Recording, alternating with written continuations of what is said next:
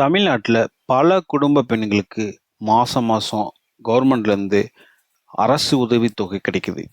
இப்போ ஆனால் ஒரு முக்கியமான கேள்வி, அந்த பணத்தை மாதம் மாதம் செலவு பண்ணிகிட்டே போகணுமா, இல்லை அந்த பணத்தை ஒரு சிறிய இன்வெஸ்ட்மெண்ட்டாக மாற்றி 15 இயர்ஸ்க்கு பிறகு அது பல லட்சங்களாக வளர வைக்கணுமா அப்படிங்கிறத பற்றி தான் இந்த வீடியோவில் பார்க்க போகிறோம். ஒரு மாதத்துக்கு 2500 கால்குலேட் பண்ணோன்னா வருஷத்துக்கு 30,000 ஆகுது. 15 வருஷம் இதை தொடர்ந்து முதலீடு செய்தால் 12 லட்சம் ரூபா வரைக்கும் உருவாக வாய்ப்பு இருக்குன்னு உங்களுக்கு எத்தனை பேருக்கு தெரியும்? இதை தான் இந்த வீடியோவில் பார்க்க போகிறோம். ஓகே, எனக்கு மாதம் ஒரு 1000 ரூபாய் தான் கவர்மெண்ட்லேருந்து கிரெடிட் ஆகுது, அது எப்படி ஒரு பெரிய கார்பஸாக நான் மாற்றுறது அப்படின்னு கேட்டிங்கன்னா, இது ஒரு சிம்பிளான எக்ஸாம்பிளோட பார்ப்போம். மாதம் 1000 ரூபாய் கிடைச்சா ஒரு வருஷத்துக்கு உங்களுக்கு 1000 ரூபாய் இன்ட்டு 12 மந்த்ஸ் போட்டோன்னா 12,000 ரூபாய் ஆகுது. இதே 15 வருஷத்துக்கு பார்த்தீங்கன்னா 12,000 இன்ட்டு 15 வருஷத்துக்கு போட்டிங்கன்னா 1,80,000 ரூபாய் நீங்கள் இன்வெஸ்ட் பண்ணியிருப்பீங்க. இது எங்கே நடக்கும்னா, நீங்கள் மாதம் மாதம் வர அந்த 1000 ரூபாயை ஒரு பேங்க்கில் டெபாசிட் பண்ணிங்கன்னா அந்த பணம் 1000 ரூபாயா அப்படியே 15 இயர்ஸ்க்கு பார்த்தீங்கன்னா 1,80,000 ரூபாயாக தான் இருக்கும். அதே 1000 ரூபாயை நீங்கள் ஒரு நல்ல எஸ்ஐபியில் 12.5% இன்ட்ரெஸ்ட் வர ஒரு நல்ல மியூச்சுவல் ஃபண்டாக சூஸ் பண்ணி போட்டிங்கன்னா 15 இயர்ஸ்க்கு நீங்கள் 1000 ரூபாயா மாதமாக போடுறது 15 வருஷத்துக்கு டோட்டலாக 1,80,000 தான் நீங்கள் இன்வெஸ்ட் பண்ணியிருப்பீங்க. ஆனால் அந்த 15 இயர்ஸோட ரிட்டர்ன் எவ்வளோ வந்திருக்கும் பார்த்தீங்கன்னா 3,16,740 ரூபா வந்திருக்கும். மொத்தமாக பார்த்தா க்ளோஸ் டு 5 lakhs rupees இந்த 15 இயர்ஸில் சேவ் பண்ணியிருப்பீங்க. நம்ம பண்ணக்கூடிய விஷயம் ஒரு ரொம்ப சிம்பிளான விஷயந்தான். மாதம் 1,000 rupees கவர்மெண்ட்லேருந்து வந்தோடனையும் அதை நம்ம அடுத்த நாளே செலவு பண்ணாமல் அதை ஒரு நல்ல எஸ்ஐபியை சூஸ் பண்ணி அதில் இன்வெஸ்ட் பண்ணுறது மூலயமா வித்தின் 15 இயர்ஸில் உங்களுக்கு 5 lakhs உங்களோட சேவிங்ஸை நீங்கள் டெவலப் பண்ணிக்க முடியும். இப்போ நம்ம இதே லாஜிக்கை நம்ம ஃப்யூச்சர் சினாரியோவுக்கு அப்ளை பண்ணி பார்ப்போம். இப்போ ரூலிங் கவர்மெண்ட்டு அவங்க தேர்தல் அறிக்கையில் சொன்ன மாதிரி மாதம் மாதம் எல்லா மகளிருக்கும் 2,500 ரூபாய் கொடுத்தாங்கன்னா இதே கால்குலேஷன் எப்படி இருக்காதுன்னு பார்ப்போம் வாங்க. இப்போ இந்த சார்ட்டை பாருங்கள்.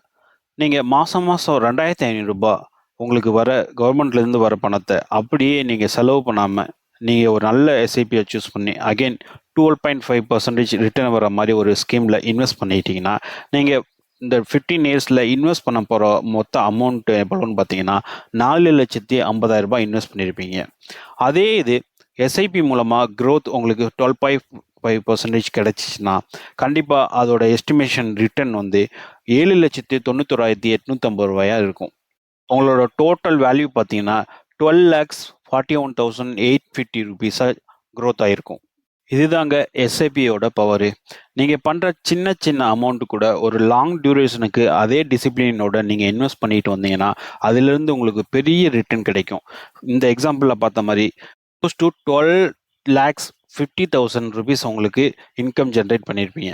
என்னோட ஃப்ரெண்டோட அம்மா இப்படி தான், அவங்களுக்கு மாதம் ஒரு 2,500 ரூபாய் கிடைக்கும் அப்படின்னு வரும்போது அவங்க என்ன நினைக்கிறாங்க, ஃபஸ்ட்டு இந்த பணத்தை வச்சு நம்ம ஒரு கிராசரி வாங்கிக்கலாம், இல்லை ஒரு சின்னதாக ஏதாவது செலவுக்கு யூஸ் பண்ணிக்கலாம் அப்படின்னு நினைக்கிறாங்க. அந்த மாதிரி நினைக்கிறதுல எந்த ஒரு தப்பும் கிடையாது. எல்லா மிடில் கிளாஸ் ஃபேமிலியும் அப்பைக்கப்போ இருக்கிற செலவை சமாளித்தா போதுன்னு நினைக்கிற மென்டாலிட்டியில் தான் இருப்பாங்க. ஆனால் அவங்க அதை பண்ணாமல் 2,500 ரூபா முழுவதையும் ஒரு செலவு செய்யாமல் ஒரு மாதம் ஒரு நல்ல எஸ்ஐபியை சூஸ் பண்ணி நல்ல ஒரு ரிட்டர்ன் கொடுக்குற ஒரு ஸ்கீமாக பார்த்து அதில் இன்வெஸ்ட் பண்ணுறாங்க. ஃபஸ்ட்டு வருஷம் பார்க்குறாங்க, அதில் பெரிய சேஞ்சஸ் எதுவும் தெரியல. நம்ம இன்வெஸ்ட் பண்ண அமௌண்ட்டு அப்படியே அதே 30,000 ரூபாய் இல்லாட்டி 35,000 ரூபாய் அவ்வளோதான் இருக்குது, இதில் என்ன பெரிய சேஞ்சஸ் அப்படின்னு நினைக்கிறாங்க. 2வது வருஷமும் பெருசாக எதுவும் சேஞ்சஸ் இருக்கிற மாதிரி தெரில, ஒரு 60,000 ரூபாய் 70,000 ரூபாய் அந்த மாதிரி தான் இருக்குது. ஆனால் இதே டிசிப்ளினோட அவங்க 2,500 ரூபாயும் எந்த செலவும் பண்ணாமல் எஸ்ஐபியில் போட்டுட்டு ஒரு 15 வருஷத்துக்கு வெயிட் பண்ணாங்கன்னா அவங்க போட்ட பணம் நம்ம இந்த எக்ஸாம்பிளில் பார்த்த மாதிரி 12.5 lakhs அவங்களுக்கு கிடைச்சிருக்கும். நம்ம தமிழ்நாட்டை பொறுத்தளவுக்கு பல ஃபேமிலிஸை பெண்கள் தான் மேனேஜ் பண்ணிகிட்ருக்காங்க. மளிகை ஜாமான் வாங்குறதுலேருந்து, குழந்தைகளை படிக்க வைக்கிறதுலேருந்து, வீட்டு செலவு பார்க்குறதுலேருந்து எல்லாமே அவங்களுக்கு தெரியும். அதே நேரத்தில் ஒரு சிறிய தொகையிலேருந்து ஒரு இன்வெஸ்ட்மெண்ட்டை எப்படி ஆரம்பிக்கணும் அவங்களுக்கு தெரியும். ஏன்னா அவங்களாம் ஒரு சின்ன அமௌண்ட்டை எப்படி பெருசாக பண்ணணுன்னு அவங்களுக்கு கண்டிப்பாக தெரியும். ஒரு முக்கியமான விஷயம் ஃப்ரெண்ட்ஸ், எஸ்ஐபின்றது ஒரு கவர்மெண்ட் ஸ்கீம் கிடையாது. மியூச்சுவல் ஃபண்ட் மார்க்கெட்டில் முதலீடு பண்ணுறது அதெல்லாம் இண்டிவிஜுவல் ரெஸ்பான்சிபிலிட்டி. 12.5% ரிட்டர்ன் என்பதும் கேரண்டி இல்லை. சம்டைம்ஸ் மார்க்கெட் அப்பில் இருக்கலாம், இல்லாட்டி டவுனில் இருக்கலாம். ஸோ இந்த இன்வெஸ்ட்மெண்ட் பற்றின புரிதல் இல்லாமல் இன்வெஸ்ட் பண்ண வேணாம். கவர்மெண்ட் நம்ம கொடுக்குற அந்த 1000 ரூபாயோ இல்லை இனிமேல் கிடைக்க போகிற 2500 இருந்தாலும் சரி, அது கவர்மெண்ட் நம்மளுக்கு கொடுக்குற ஒரு சின்ன சப்போர்ட். ஆனால் அந்த சப்போர்ட்டை ஃபியூச்சர் வெல்த்தாக மாற்றுவது நம்ம கையில் தான் இருக்குது. ஒரு சின்ன அமௌண்ட்டை தொடர்ந்து முதலீடு செஞ்சோன்னா 15 வருஷத்துக்கு அது பெரிய மாற்றத்தை பார்க்கலாம். இந்த வீடியோ உங்களுக்கு பிடிச்சிருந்ததுன்னா உங்கள் வீட்டில் இருக்க எல்லா பெண்களுக்கும் ஷேர் பண்ணுங்கள். இந்த மாதிரியான ஃபினான்ஷியல் அவேர்னஸ்க்கு எல்லாத்துக்கும் போய் சேரணும்.